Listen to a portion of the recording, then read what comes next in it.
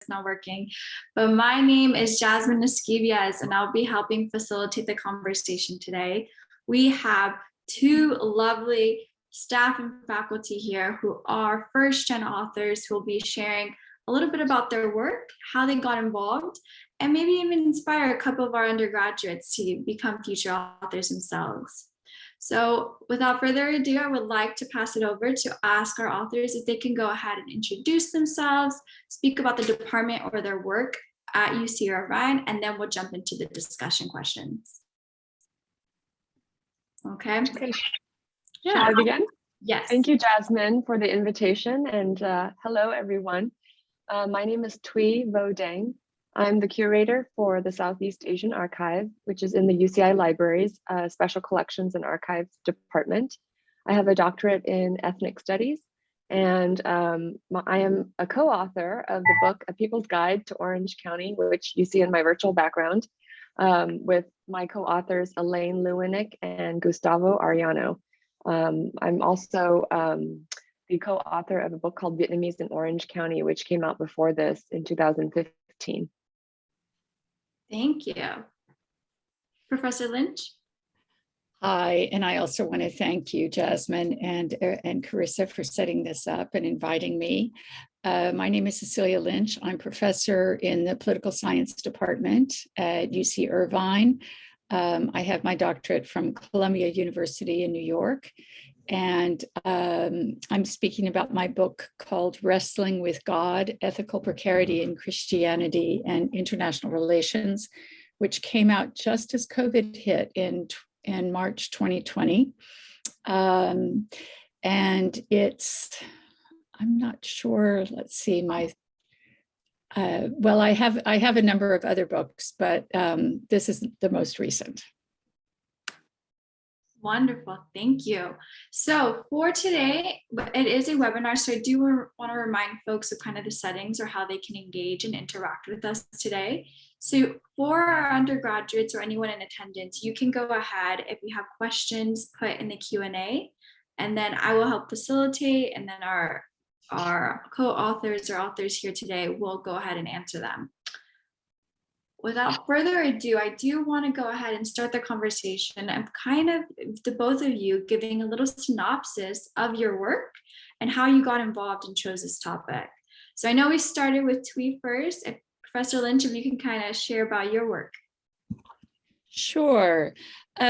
So I'm in international relations within political science, and I work on issues of ethics and religion and humanitarianism, among other things. And this book actually started a while ago. The ideas with this book, I became involved in the burgeoning debates about what is the role of religion in international politics and how do we study it, some time ago, much earlier in my career. And one of the things that I was very interested in was the fact that religious ethics over time change. We can't say that Christianity has been the same forever, for example. Same thing with Islam or Hinduism or Buddhism or indigenous religion. And that's how this started. And then there were also a number of debates, there are debates about the role of secularism and the role of modernity in international politics and how all those things fit together. And for some people, for some scholars, secularism and Christianity are really symbiotic. They're basically the same thing coming out of European Enlightenment, and that they have influenced the rest of the world, not always in very good ways. And I wanted to explore that more, and I wanted to look at changing Christian ethics over time and give a hard look at issues of violence and issues of how others are constructed, especially during periods of conquest. So I go back to the early modern period in the conquest of the Americas in this book. And then I actually moved to the 20th century. My first book was on peace movements in the early part of the 20th century.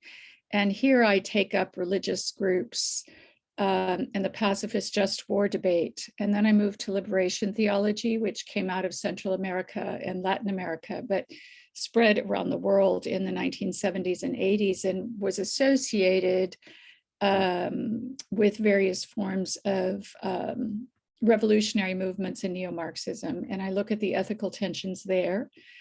And then I moved to Christian humanitarianism today and debates about religious freedom, debates about paternalism.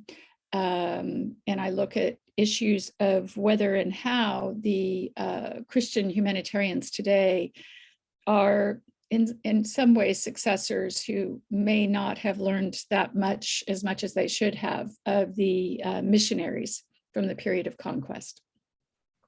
Wonderful, nice.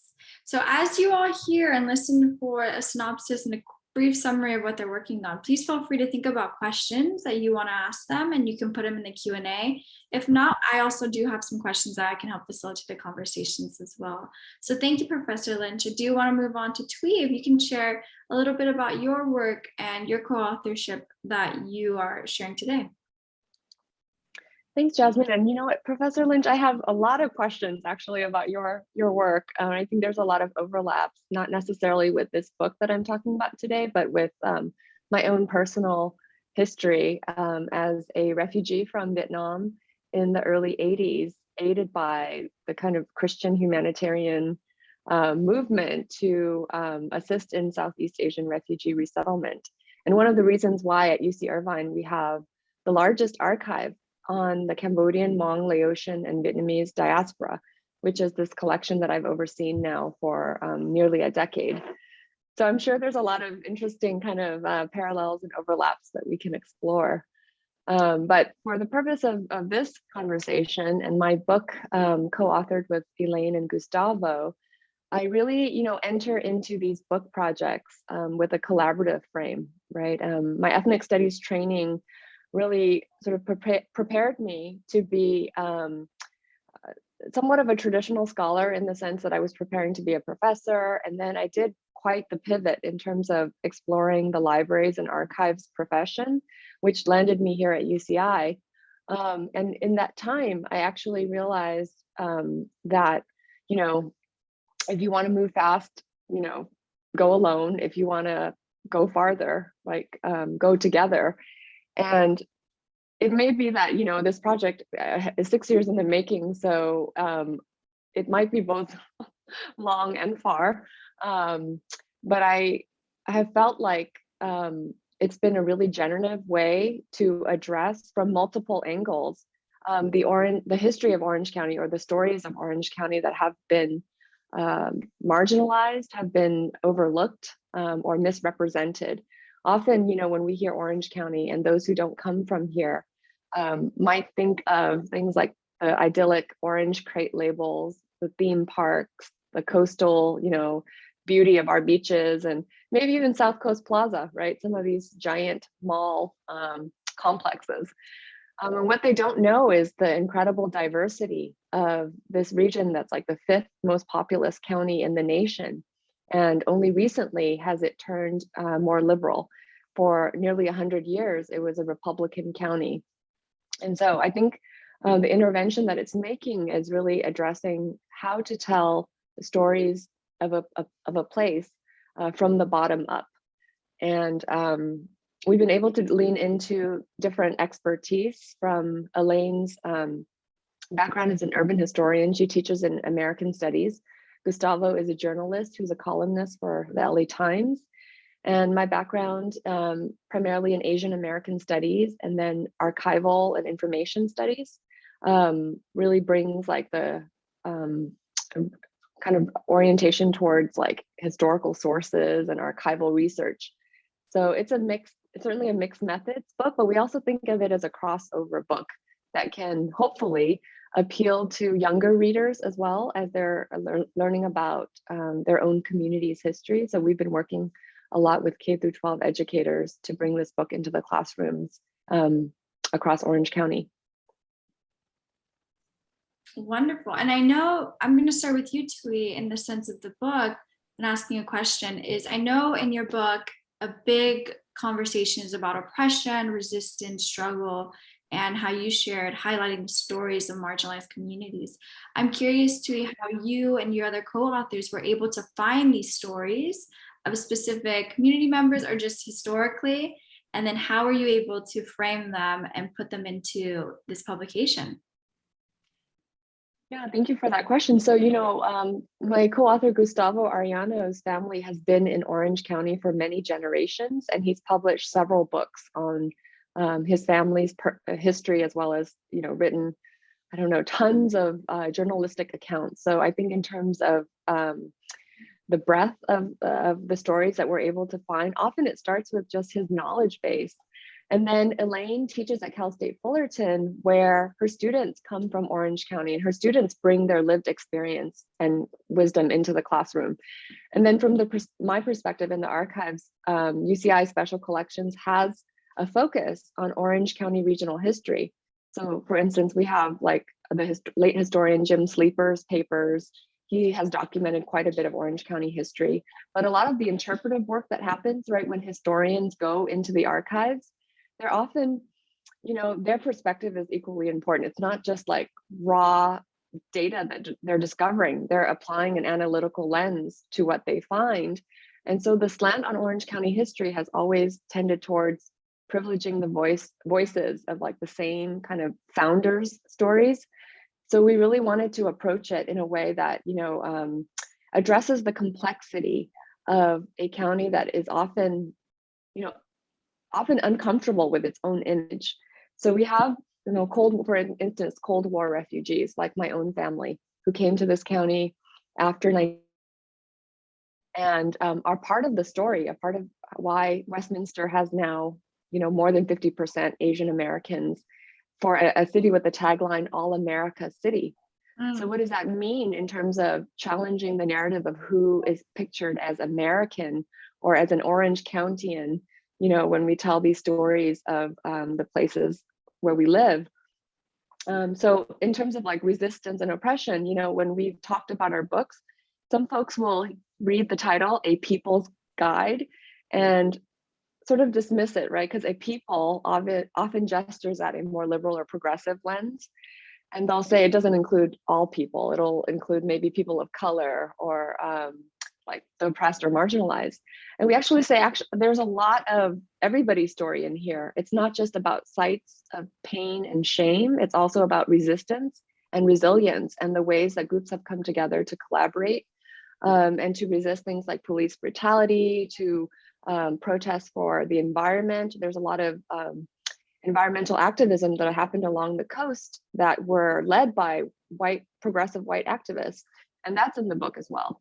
So I think we're not trying to write something necessarily for everyone. It does give more attention to the voices that have been excluded. But I think that everyone can learn something from it and perhaps be inspired to contribute their version of Orange County history after reading parts of this. And it's not meant to be read in a linear fashion either. You can flip to any page in the book and find a historical entry and a restaurant recommendation, and perhaps like a trail to go hiking. So it does serve as a guidebook in that way. That's wonderful. Thank you, Thuy. I'm going to move on to Professor Lynch. And I know you also shared how your previous work does tie into your current book.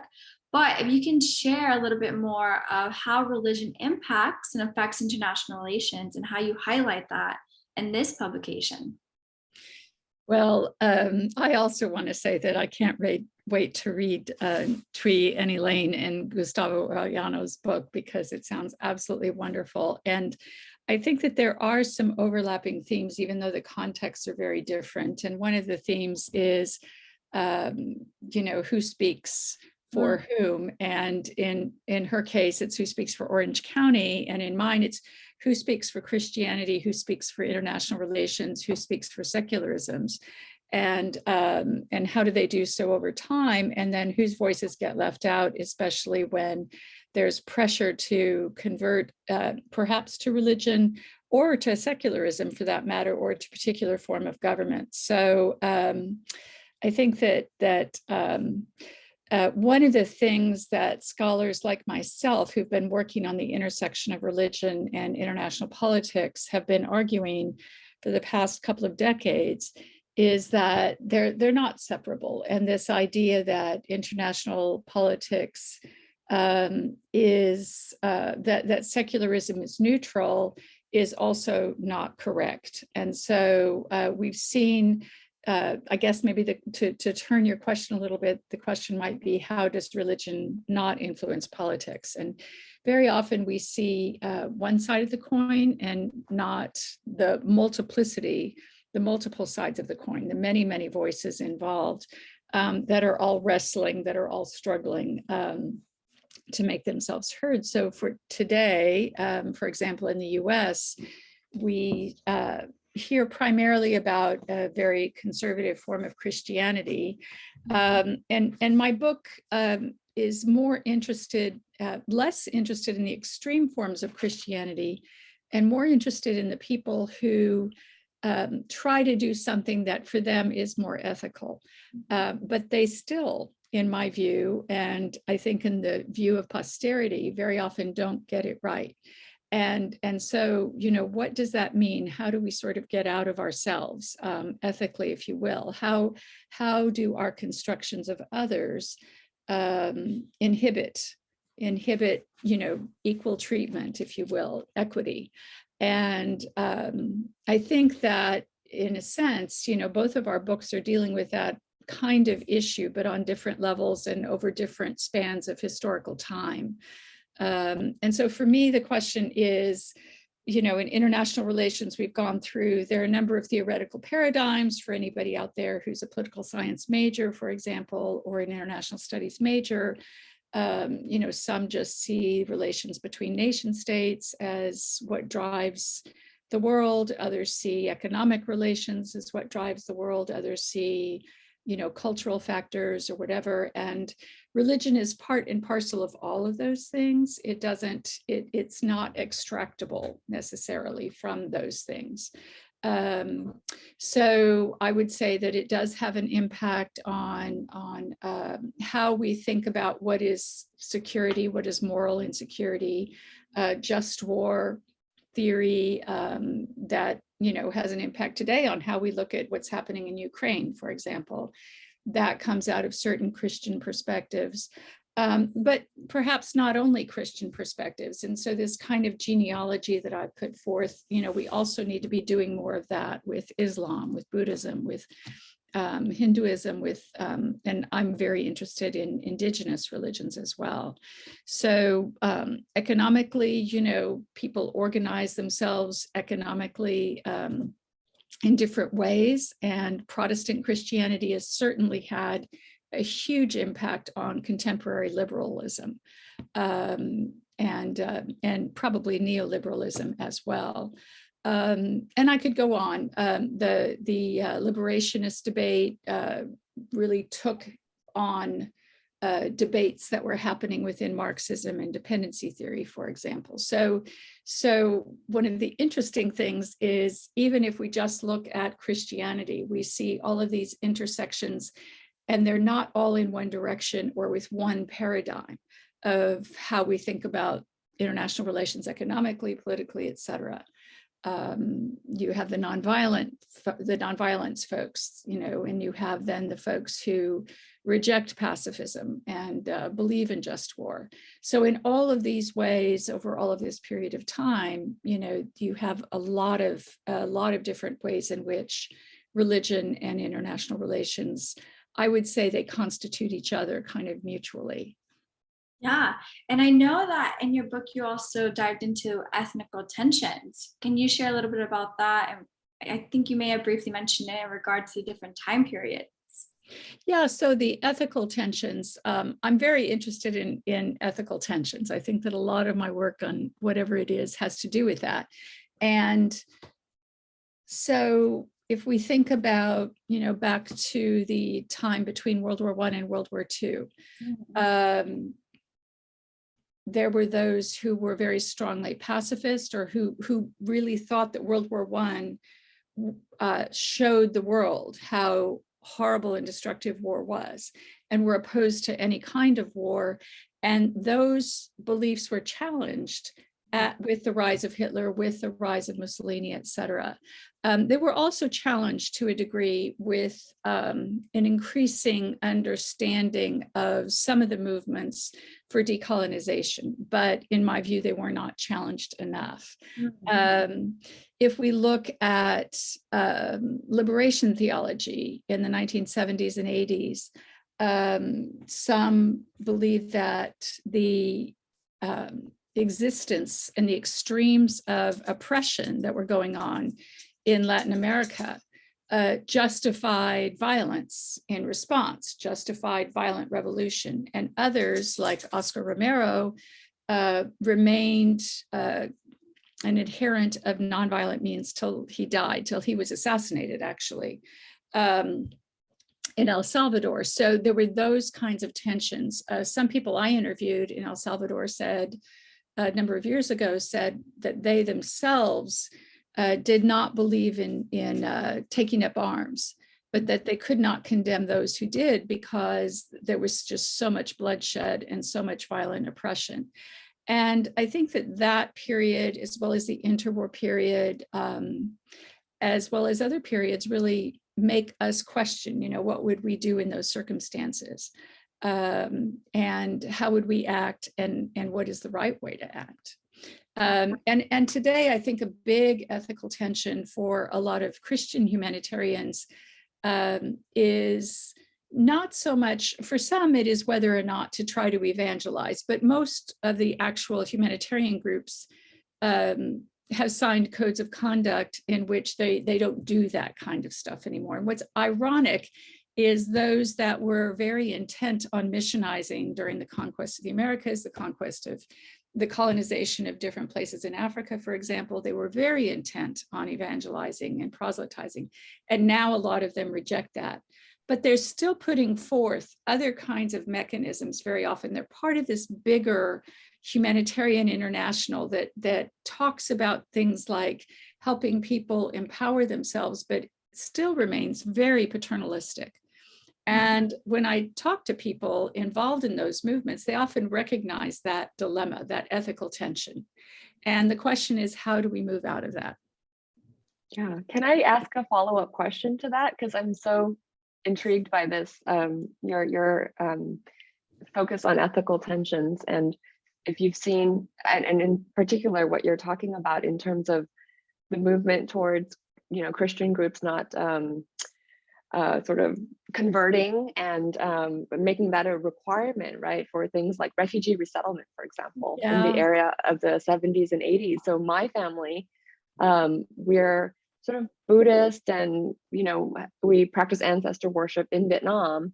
And I was much too young to know much more than that. But when we awaited resettlement, when we were in refugee camps, both in Malaysia and then the Philippines, I'm part of a huge family. There were 7 kids plus 2 cousins plus my parents.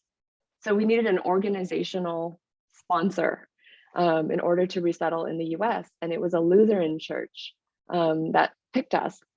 And what that meant for us was that my older siblings were baptized in a swamp in the Philippines. And then the younger ones, including myself, were baptized in a church in upstate New York, where we were brought from the Philippines as part of that effort, right?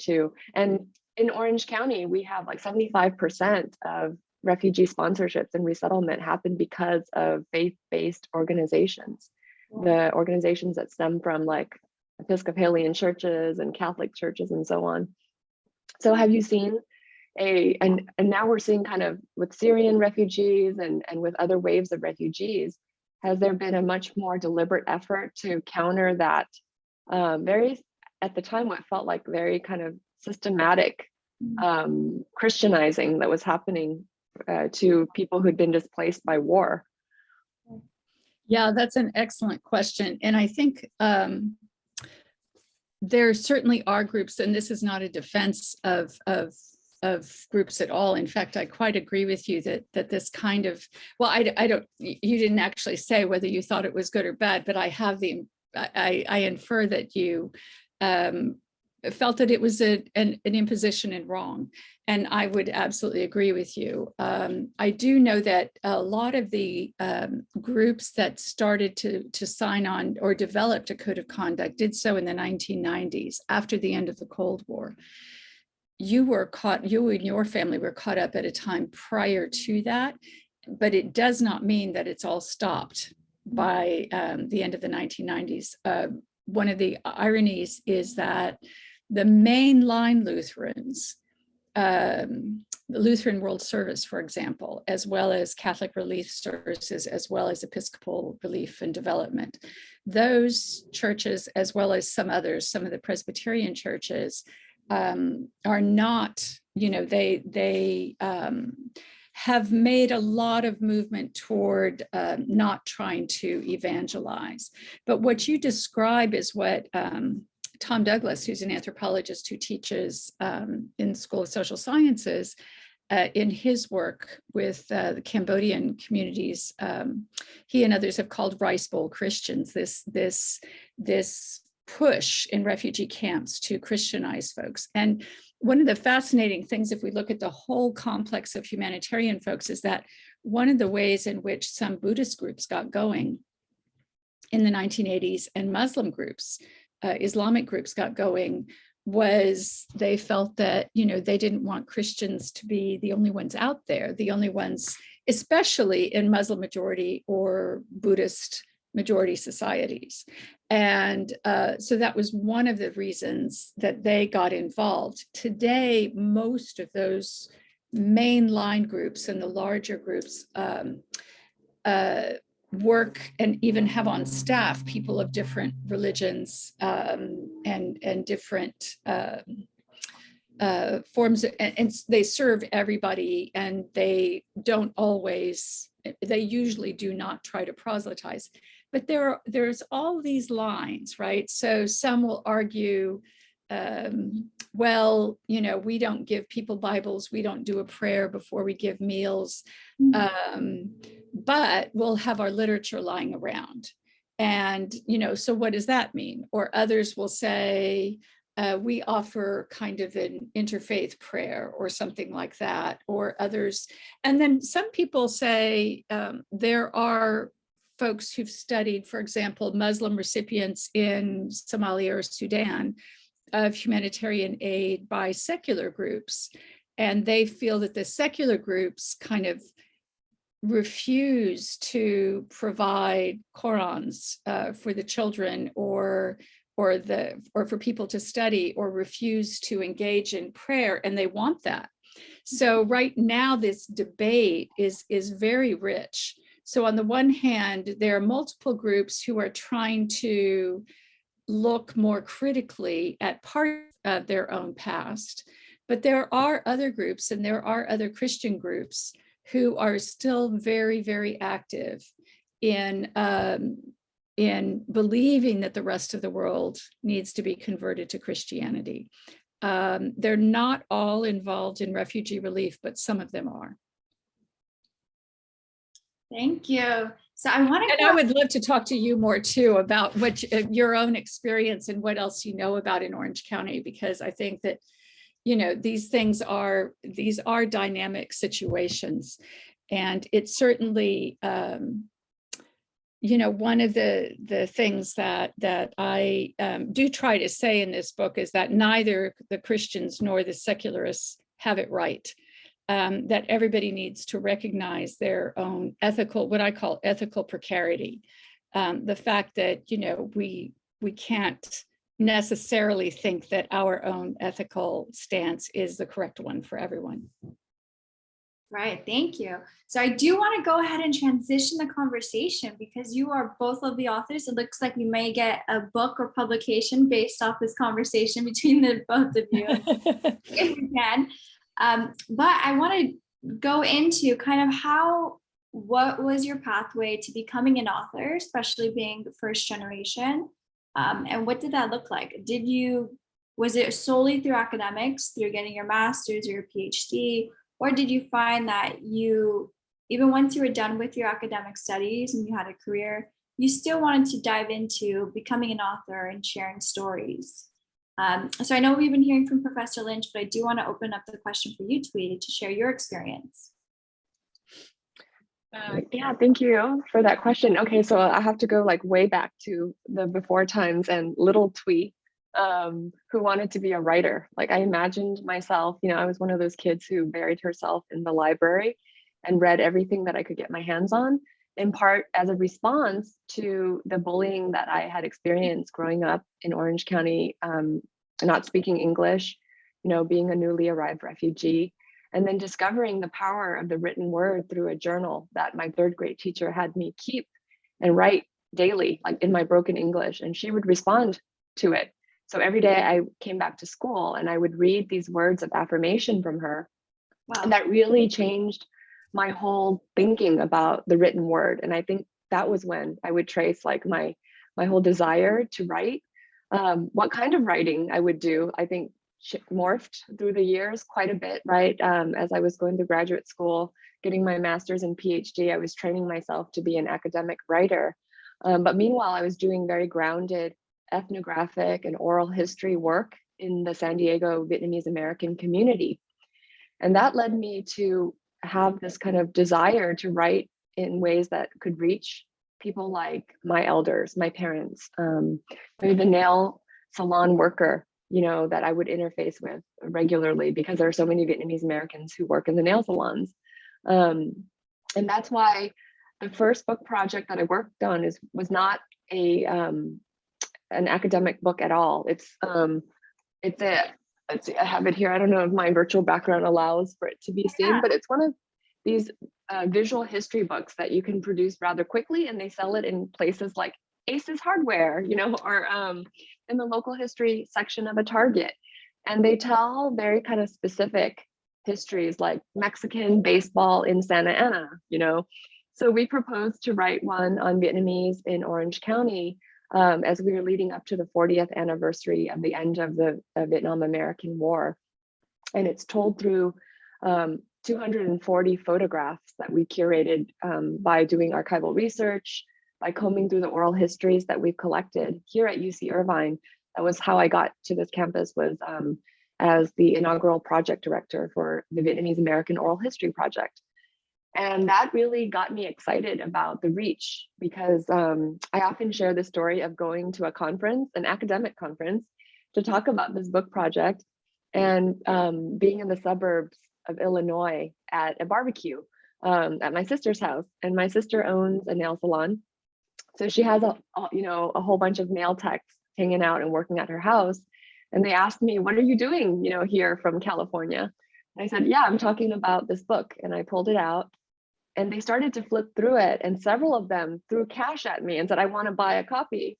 Because they flipped to the section in the book that had images of workers in our community. So nail techs and people who worked in the coffee shops. And they really identified with this history that's being told in a way that they could access. So that was really cool. Like I came to that conference armed with, a lot of excitement about where the book could go, and how to, that really reshaped the way I saw myself as a storyteller. I mean, I continue to write academic articles that are published in more traditional peer-reviewed journals. But I think, I'm now kind of in the headspace of wanting to do more collaborative projects and more book projects that will have this kind of broader reach. Yeah, and I also definitely want to come back and revisit this conversation with Professor Lynch about Orange County and the humanitarian religious sector and its role in the transformation of the county, because our demographics have been shaped fundamentally by the Cold War and by religion. Absolutely. Thank you, Thuy. Professor Lynch, can you go ahead and share your story on how you became an author and what your pathway has been? My pathway has never, even though I always thought I was planning for the future, it never was what I thought. So I guess a lot of serendipity. So when I was very young, I was shy. I was in a lower middle class community in the Midwest, and I also spent a lot of time in libraries and reading books. I never thought of myself as a creative writer. I didn't feel like I had that power in many ways. And I wanted to be, at first I wanted to be an interpreter. And one of the things I love about teaching at UC Irvine is the richness of students' backgrounds that are very much unlike my own, but unlike each other's, right? So we really have a microcosm of the world and the languages and the religions and the experiences and also just the hardships that folks' families have gone through as well. But growing up in the Midwest as a white girl who didn't grow up and speak any other languages, I realized by the time, it took a while because nobody else I knew spoke other languages either, aside from English, and with a twang. And so it was a while before I realized, you know, I was at a strong disadvantage if I ever wanted to be a translator or interpreter, because when I finally did realize what those folks did, I realized they grew up speaking multiple languages. And one of the things I tell students at UCI is that this is a real gift. This is something that is really a strength. And I just say more power to Thuy's third grade teacher. That's such a beautiful story. So for me, it was a disadvantage. I remember my aunt got me some French records when I was little, and I would listen to them. And then I was an AFS student for a summer in Belgium, and realized that my high school French did not get me very far. But it was baptism by fire, and I did, you know, learn that year. And then I went back and spent 2 of my college years in France. And so my French became pretty good. And since that time, I've taken a number of other languages, but I've never really mastered them to the degree that I have French. But for me as a writer, after I gave up the idea of being an interpreter, I decided I wanted to be a diplomat. And after college, I had an internship at the US Embassy in Paris, where they gave me some responsibilities because I spoke French by that time.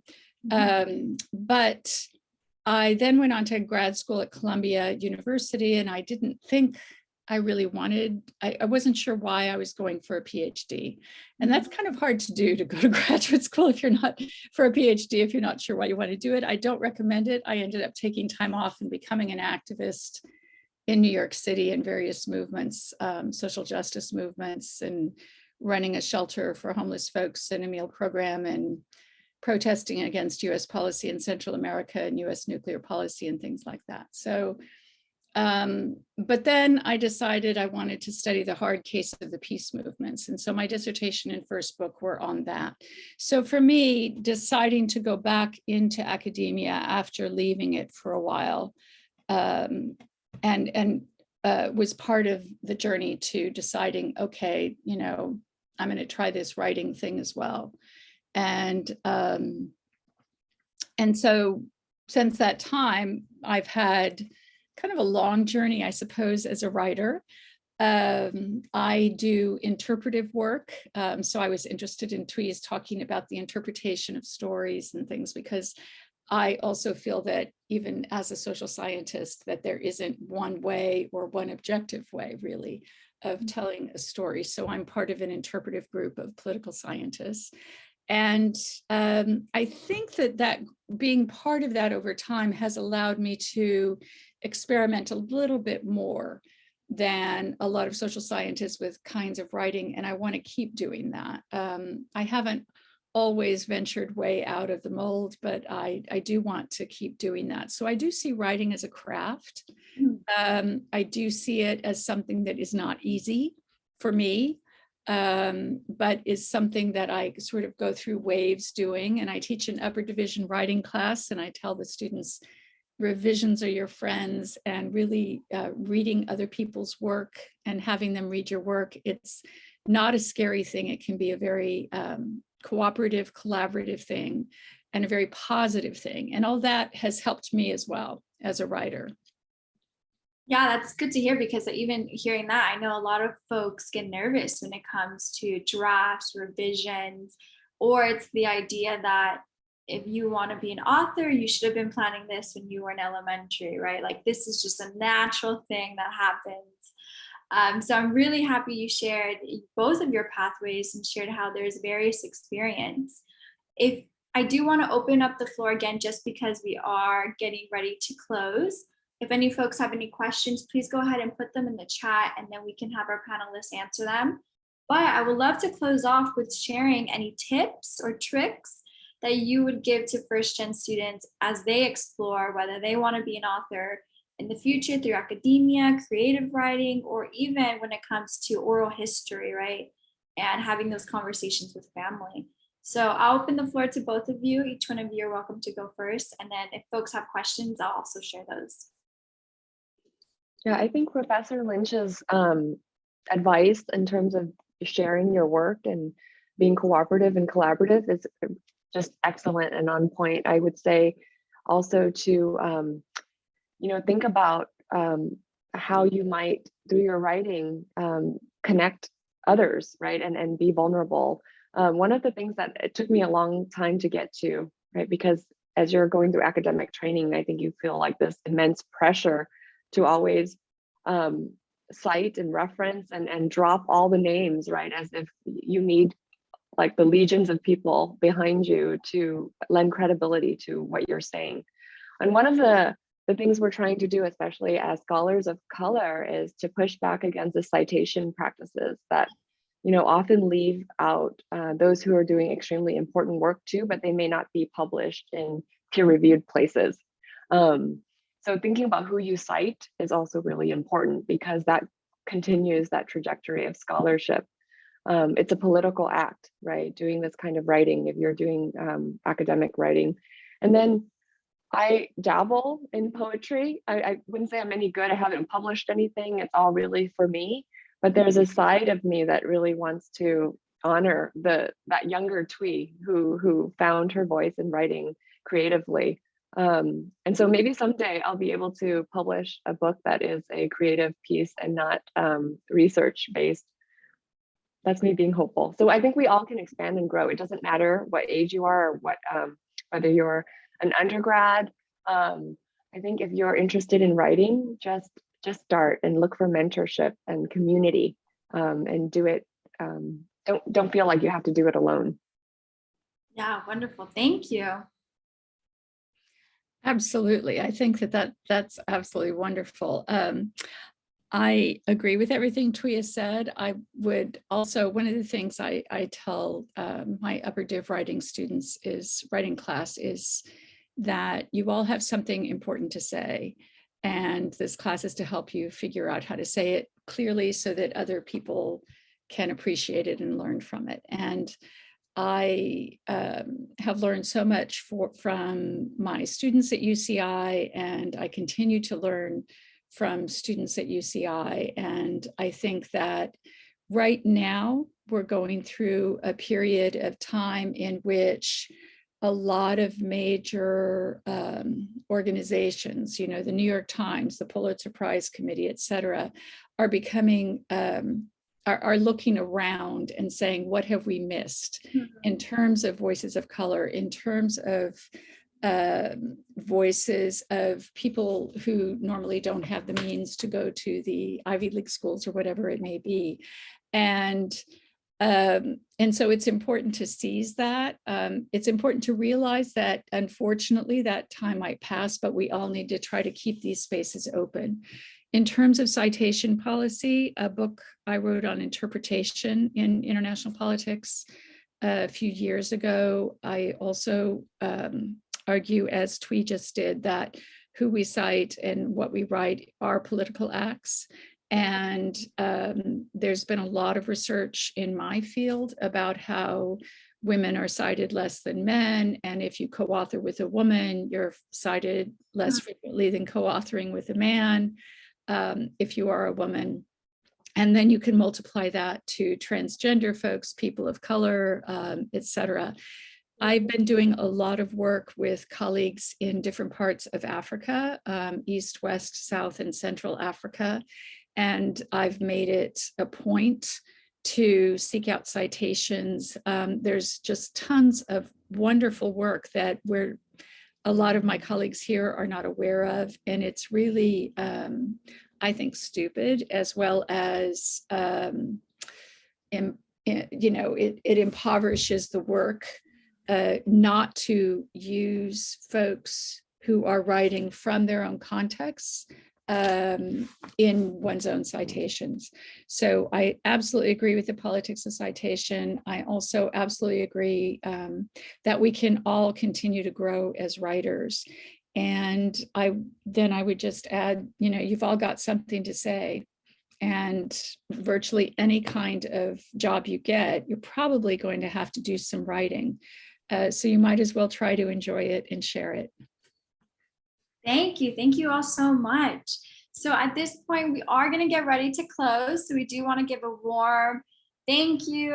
If we can get some reactions or some things in the chat, we would love to celebrate having Thuy and Professor Lynch here to share their work, to share how we all as individuals, as they have shared, don't have a linear path, even though sometimes it may feel like that, and that's okay. And if you want to become a writer, there is definitely possibilities to do so. I would ask if Thuy or Professor Lynch, if you would be interested in putting your contact information in the chat. If folks have any questions, they can personally reach out to you. But other than that, we just want to go ahead and give a reminder that if you were also the first 10 who RSVP'd or are here today, you will have the opportunity to receive one of these publications. And it will be either in hard copy or electronically. So please be on the lookout for that, and we'll follow up with you all who are going to be receiving those publications. So thank you all. You're welcome to sign off and enjoy the rest of your afternoon. And we wish you the best as we head in to closing out the quarter and closing out this academic year. Thank you, Jasmine. Thank you, Professor.